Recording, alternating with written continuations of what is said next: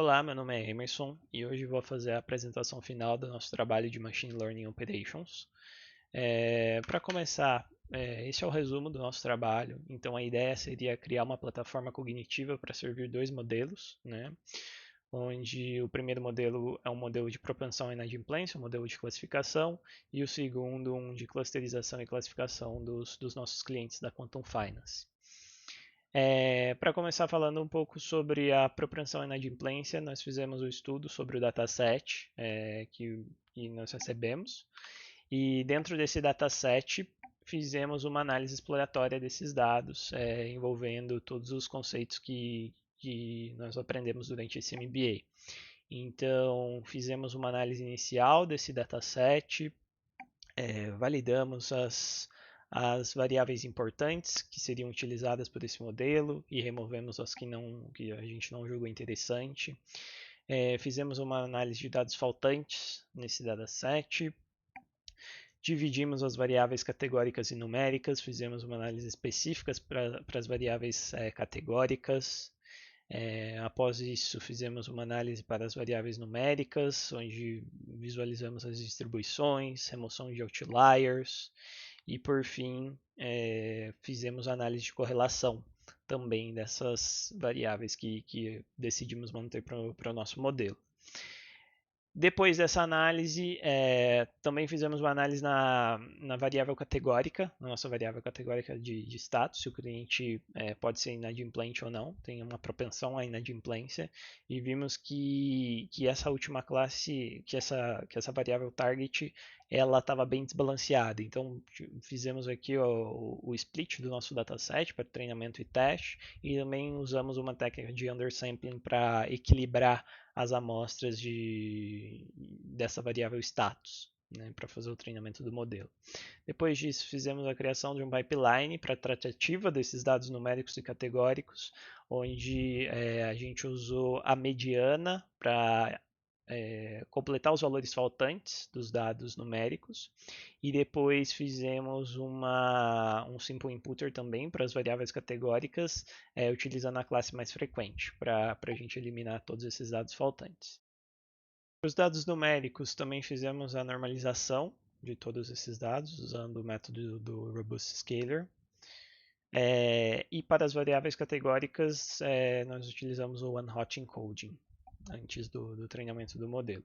Após isso, começamos a fazer uma exploração do modelo utilizando o Grid Search e a gente decidiu explorar três diferentes modelos. Um é o Random Forest, o segundo é o XGBoost e o LightGBM. Aqui definimos alguns parâmetros que a gente queria explorar com esses modelos para tentar identificar quais seriam os melhores e aplicamos o Grid Search para fazer essa análise. Depois disso, tivemos um resultado melhor para o modelo de XGBoost, onde tivemos uma precisão de 90%.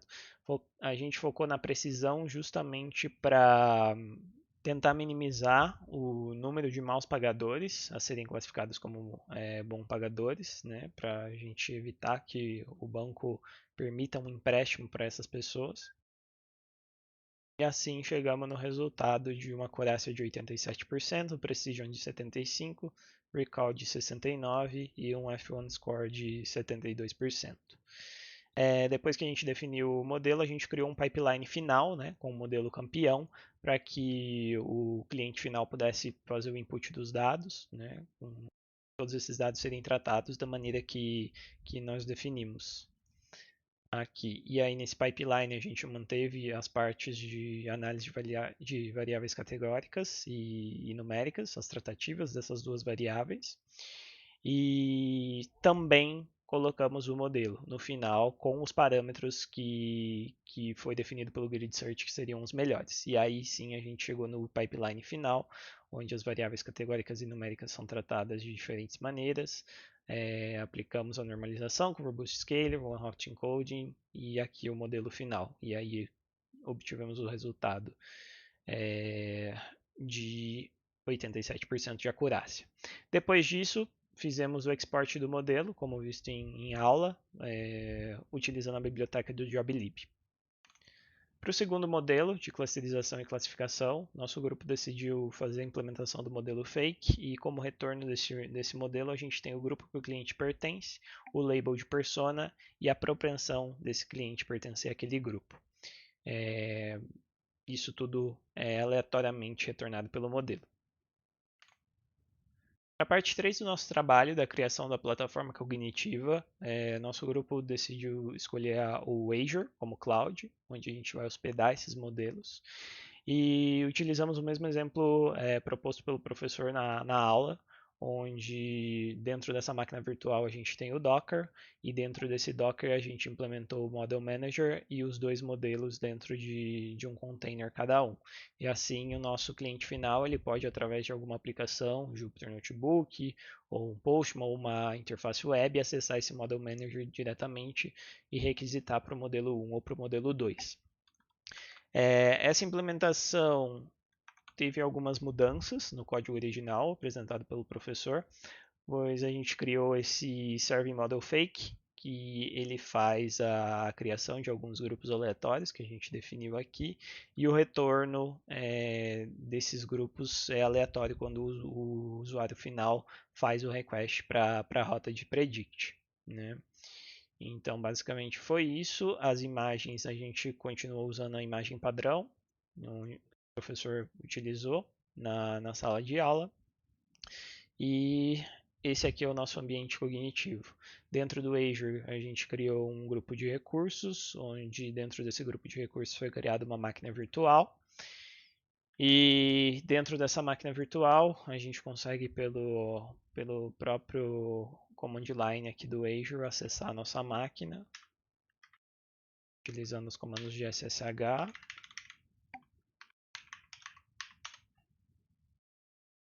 E aqui conseguimos analisar quais os dockers estão rodando no sistema.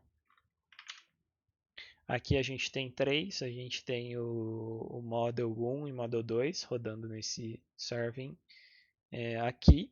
E o Model Manager atuando para fazer o redirecionamento de request dos usuários. Só o Model Manager é acessível pela internet, então isso garante que o Model 1 e o Model 2 não podem ser acessados individualmente, sem passar pelo Model Manager. Essa é a ideia da nossa plataforma aqui. E aí, para a gente demonstrar esses modelos funcionando, a gente pode utilizar o Postman. Então, aqui no Postman eu estou fornecendo qual IP, qual a porta e qual a rota eu quero. E aí, aqui em parâmetros, eu consigo definir qual o meu modelo e qual o meu nome, por exemplo. E assim que eu mando o request, o modelo me retorna os valores. Esse aqui não é o modelo fake, né? Esse aqui é o da propensão e inadimplência, que a gente fez toda a tratativa de dado. Aqui a gente está passando três samples, né, de dados para o modelo, e o modelo está retornando os três resultados para a gente aqui dentro dessa tag do prediction. Né? E aqui a gente tem as probabilidades dessa classificação que o nosso modelo está retornando. Se a gente troca esse parâmetro para o modelo 2, a gente continua mandando para o mesmo IP, para a mesma porta, então está batendo lá no nosso Model Manager, só que aí a partir do momento que a gente fornece o modelo 2, ele vai redirecionar esse request para o segundo modelo. Então quando a gente faz o request aqui, esse aqui é o modelo fake, ele vai retornar os dados fakes aqui. Então mesmo se eu alterar os dados aqui que a gente está mandando no body, né, as amostras desses clientes, o modelo fake vai retornar diferentes resultados. Né? Também é possível com o Model Manager fazer o download dos logs. Né? Então, acessando aqui o mesmo IP desse Model Manager /downloads, eu consigo fazer o download de todos os requests dos clientes aqui.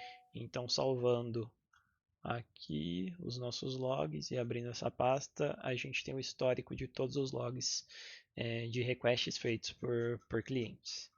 Então, se a gente abre um aqui para ver de exemplo, a gente consegue ver todos os dados do request da pessoa. Então, aqui foi o meu user fazendo um request para o modelo 2. Esse aqui foi o conteúdo do request, né? As amostras que eu passei para o nosso modelo. E esse aqui é o output do modelo. Então aqui tem todos os detalhes dos logs. Então isso contempla a parte da arquitetura relacionada aos logs. E para finalizar, a parte 4 do nosso trabalho, fizemos uma transformação numa solução corporativa e a gente decidiu criar uma interface web para servir os clientes, uma aplicação de cliente simulada. Então, para fazer isso, a gente utilizou uma nova tecnologia que temos no mercado chamada Gradio. Né? Então, o Gradio permite que a gente crie soluções de interface webs com poucas linhas de comando. E aqui a gente definiu essa interface e aí acessando essa interface localmente, a gente consegue aqui definir quais os parâmetros que eu quero mandar para cada modelo. Né? Então aqui a gente tem uma abinha de inputs, onde a gente pode selecionar todos os inputs que eu quero enviar para esse modelo. Posso selecionar aqui as variáveis numéricas de acordo com o range que a gente definiu. Né? Aqui eu consigo selecionar as categóricas, limitando as classes que a gente utilizou na hora do treinamento. Né? E depois de selecionado todos os parâmetros aqui, a gente pode mandar para o modelo.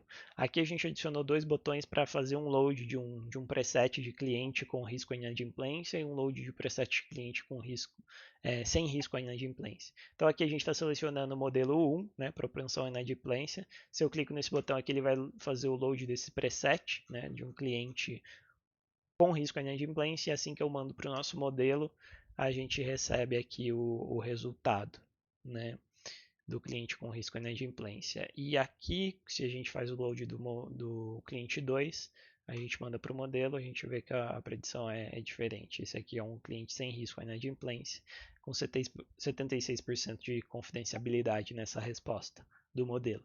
E aqui, selecionando o modelo 2 de classificação e classificação, também conseguimos fazer a mesma coisa, fazer o load do preset que a gente quer, mas isso aqui não faz diferença porque esse modelo é o fake. Então, quando a gente manda o send model aqui, a gente vai ver os resultados sendo gerados, e se eu mandar novamente, o resultado vai ser diferente, porque ele gera aleatoriamente esses dados. Em relação ao código que faz que envia esse request para o nosso servidor, né, para o nosso Model Manager, a gente tem aqui alguns eventos de botão. Então, quando o usuário clica no botão de submit para o modelo, a gente chama essa função de call Model Manager, e aqui dentro dessa função a gente define qual é o nosso IP, qual é a nossa porta do nosso Model Manager, as variáveis que vão ser extraídas, os componentes gráficos da interface, e aqui em relação ao modelo que o usuário está selecionando na interface. Então, se ele seleciona o modelo a propensão à inadimplência, é definido o modelo 1, caso contrário, vai ser definido o modelo 2, e assim a gente faz um request utilizando a biblioteca do Python de requests. A gente faz um post nessa URL que a gente definiu, com todos os parâmetros da interface definidas pelo usuário e com os dados. Né? E assim a gente consegue receber a resposta. Esse aqui são os presets que a gente definiu para cada um daqueles dois botões. Então aqui tem os dados dos clientes de acordo com o preset que a gente definiu.